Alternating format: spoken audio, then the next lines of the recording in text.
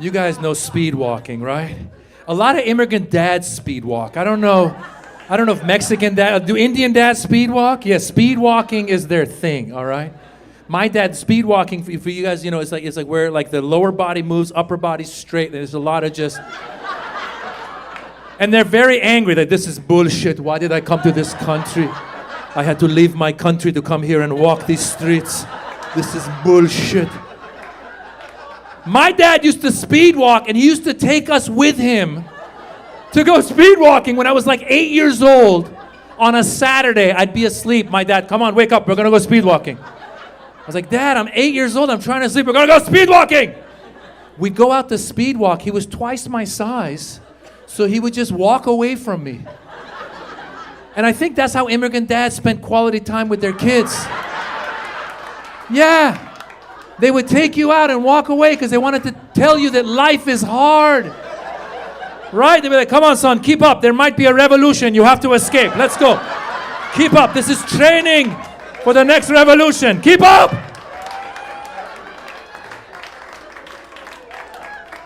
And then I realized we weren't there just to speed walk with our dads and our immigrant dads, but also we were their therapists. Yes, because immigrant dads don't go to therapy. They're macho men. I don't care where you're from, Venezuela, Iran, India, Mexico. Immigrant dads don't go to therapy. The kids are the therapists. Once in a while we're walking, my dad would just unload on me. I swear to God. One time I was walking with my dad. Come on, son, keep up. I go, Dad, wait up. Keep up, son. Dad, wait up. Son, come here, son. Your mother... bitch! I go, oh shit. I think we just had a breakthrough. That was good.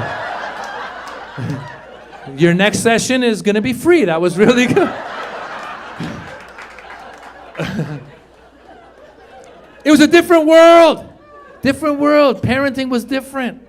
Like our parents didn't do like birds and the bees. Josefa, did your Indian dad do? No. Didn't even know what it meant. I asked my Persian dad, I go, can you do the birds and the bees? He goes, son, we don't have birds and bees. We have lawyers and doctors. And I hope you be one.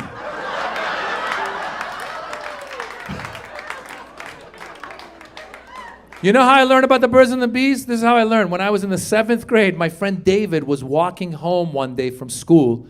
He found 3 grocery bags filled with Playboys. Just outside by the garbage. That's how they used to do it back in the day. Then the guy was done, he would pay it forward. Yeah, he was done with his Playboys, he'd leave it outside. He's like, some pervert will find this and make use of it. David came up to me and goes, listen, I got 3 bags of Playboys. You want one? I go, of course I want a bag of Playboys.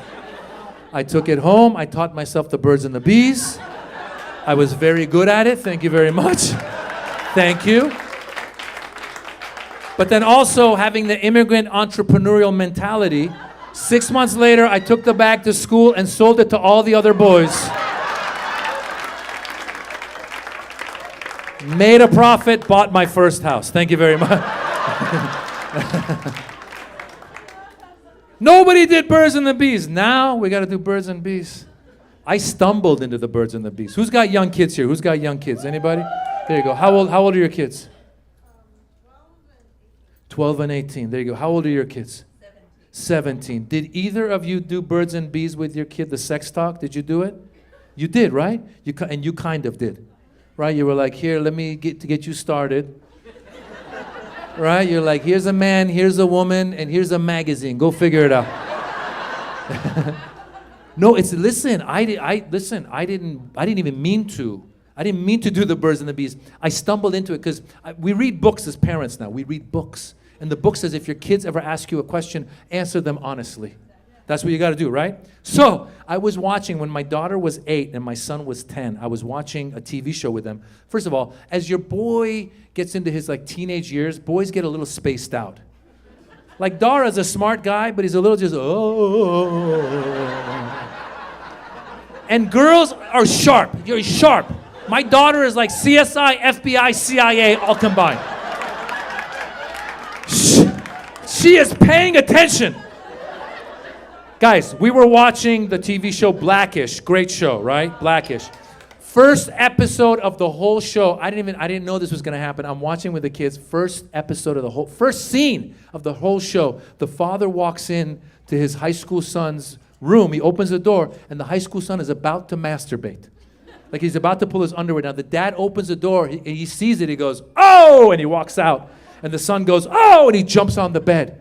My son doesn't even notice. My son, he's just, "Oh."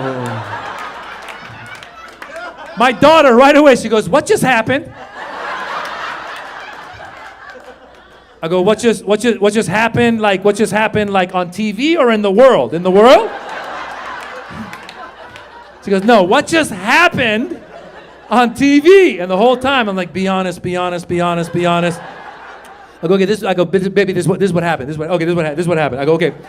What happened was, the kid is in high school, and the father walked in the room, and he was in his underwear, and it was embarrassing, so the father walked out.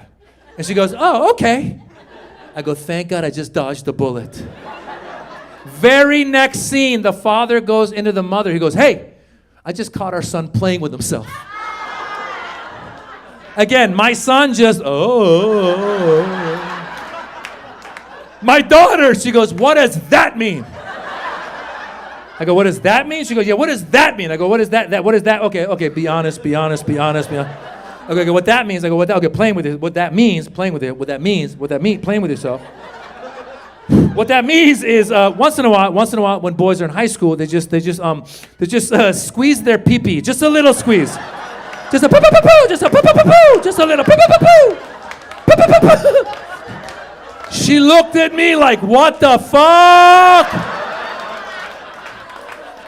I go, "No, it's just a little, just a poo-poo-poo-poo, just a little poo-poo-poo, just a poo-poo-poo." And then she goes, "Did you do it?" I go, "Listen, we don't have birds and bees. We have lawyers and doctors. Stop asking questions." Shit.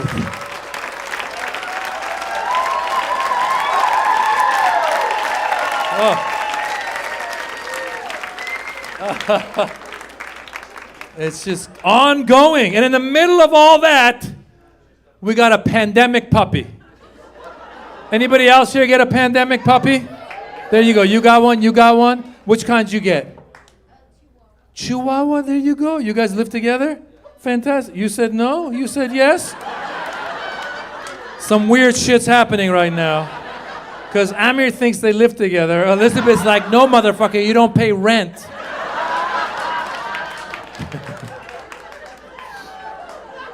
You guys got a Chihuahua together, though, right? So here's the check. Was it your first dog, or you had a dog before?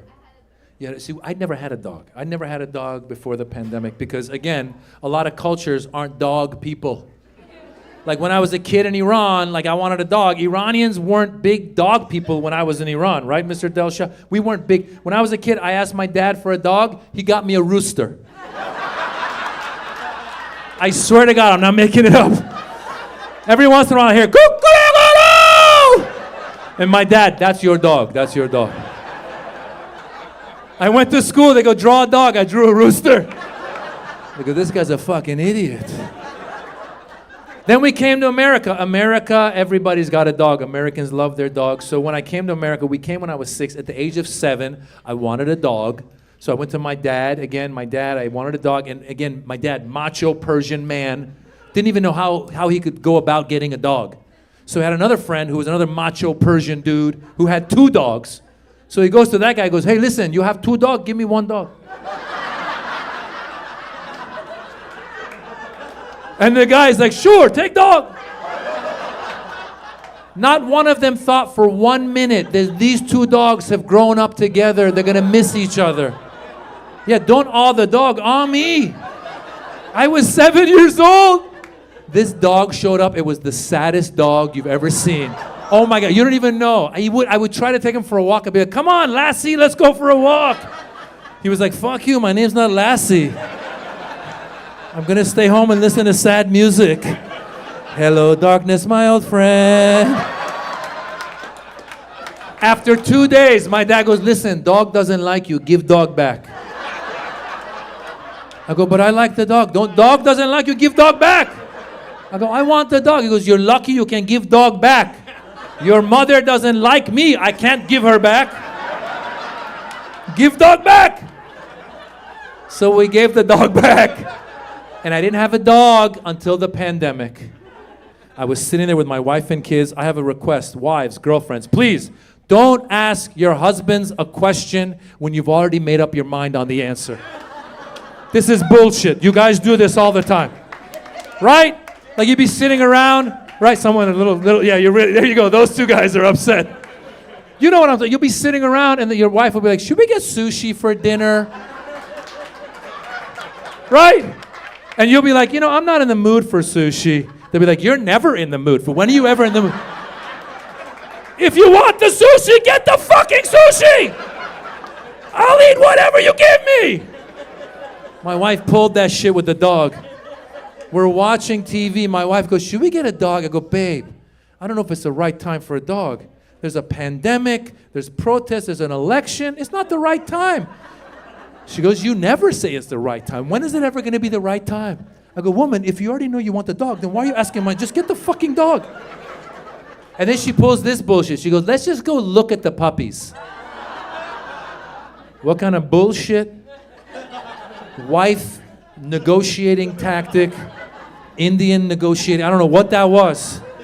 Who just looks at a puppy? What kind of Disney villain would I have to be to just look at a puppy and not bring it home? Right? Who sees the puppy? I don't want the puppy. Destroy the puppy. Oh, hell no. We saw the puppy, we brought her home. Little mini golden doodle. Yeah, I know. My wife colors apricot, okay? She's cute. She looks like a little teddy bear. My wife named her Yasu. It's a Japanese name. Thank you. One person likes the name. Thank you. My wife, so it's a Japanese name. It means peaceful. So now I'm Iranian. My wife is Indian. Our dog is Japanese. Our nanny is Guatemalan. Our neighbor is Korean. I could run a goddamn immigration office out of my kitchen right now. And I've learned a lot since we had the dog. For one thing, I learned Japanese and Koreans don't get along. Did you know this? I didn't know this till I was walking with Yasu, my little Japanese dog, came upon my Korean neighbor. She goes, what's your dog's name? I go, it's Yasu. In Japanese, it means peaceful. She goes, that's interesting, because Yasu in Korean means beast. I go, well, that's interesting, because my dog is peaceful. She goes, you don't want beast? I go, I'm good. And then she walked away angry. And I was like, what the hell? Why was she upset? I went to my wife. I go, why was the neighbor so upset? She goes, you idiot. They don't get along. What do you care? Just tell her it's beast. So the next time I saw her, I said, listen, my bad. The dog is actually Korean. She's beast. And my neighbor was like, oh, very good. So she walked away. And then I kept walking, and I ran into some Greek guy. He goes, oh, your dog's name is Yasu. You know, in Greek, Yasu means hello. I go, Jesus Christ, we're going to start World War III over this dog's name. I'm just trying to get her to take a shit so I can go home and take a nap. So now her name is Hello, you peaceful beast. Oh my God, you guys are great, man. Listen. I love you guys. And this is what I'm going to leave you with, you guys. I love having people together from different backgrounds, different ethnicities. But I feel like whenever I've traveled the world and I see people from the Middle East, and I see Arabs and Muslims and Iranians and Indians and Pakistanis, all these people, they're mostly good people. 99% of the people that I meet are good people. And yet whenever you look at the news, yeah, it's true. And yet whenever you look at the news, like they show the one negative, and then we all get, because listen, it's in the news, and people fall for it. I'm telling you, I thought that maybe it was just my mind, but this actually happened a little while ago. I was, we live in LA where it's very diverse, right? And my son is half Indian, half Iranian. Our neighbor's kid, half black, half white. And the neighbor's kid, his cousin came to visit from Wisconsin. And he is not allowed a lot of diversity as much. So he came, and I took him to the movies, and we were at the movies, and we went to the bathroom to wash our hands. As we were washing our hands, this kid's 6 years old, an Indian Sikh walked in with a turban, and he started washing his hands, and he walked out. And then the 6-year-old kid from Wisconsin, his jaw dropped. He looked at me and goes, that dude was ISIS? I go, what? He goes, he was ISIS. I go, no, he's not ISIS. He's Indian. He's an Indian Sikh. They wear turbans. I go, my son who you've been playing with all weekend, he's half Indian. He's like, you're ISIS? I'm like, no, my wife is Indian. She's ISIS. I go, you go back to Wisconsin. We'll figure it out later. How old are you? Oh my God, how old are you guys? 23. And you? 22. Fuck! If you put them together, I'm older. That's horrible. They're 45, I'm 52. Fuck, I could be both your dads. Shit, go to bed. 23 and 22. Are you guys in college? Just graduated. Shit. What? Yeah, there you go. Yeah. She's proud of you. The rest of them could care less. What was your major? Stats. You gonna work for the bookies? No? What are you gonna do with stats? Work for the NFL. Oh shit. This guy's got a better career than I do. I'm fucking working for the NFL. You're doing stats for the, so when I'm watching, he's got a 74% passing rating. That's fucking you. What's your name? Ethan. Every time I watch the game, I'm gonna think of Ethan. I'm gonna tell my friends, fucking Ethan came up with that.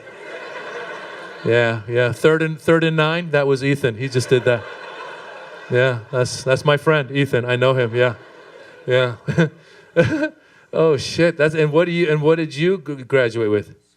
Screenwriting. Oh shit.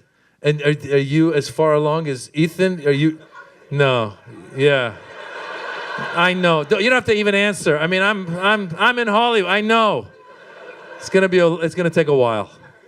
Are you gonna be like, are you an assistant? Do you have an internship? What do you got? I actually manage a couple artists. You manage a couple artists. Fuck the screenwriting. Make them write. These guys are smart. I love it. Wait, and what's your name? Bogey? Fucking Bogey the manager. That works. A Bogey the manager don't screenwrite. Bogey the screenwriter. Bogey the manager. That's your fucking, right? They call the guy up. Who do I talk to? Talk to my manager, Bogey. You get on the phone, and then you call Ethan. Ethan, what are the stats of us? What are the odds of us getting a deal here, Ethan? Bogey, you got a 75% chance. Bogey. USC, is that where you guys went? USC?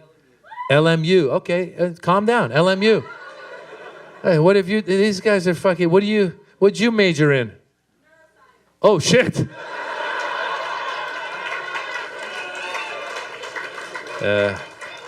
Ethan and Bogey, I have bad news.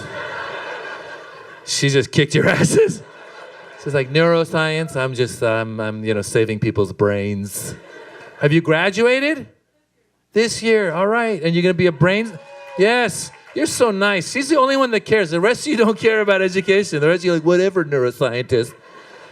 Call me when you're a nuclear scientist. What are you gonna do with neuroscience? Are you gonna be a brain surgeon? What are you gonna? Well, how funny would that be? She's like, I'm gonna be a statistician for the NFL. What are you gonna do with neuroscience? Healthcare market? Really? You studied all that shit? And now you're gonna go, Ozempic, never forget it's not, You didn't have to start, you could have done that before.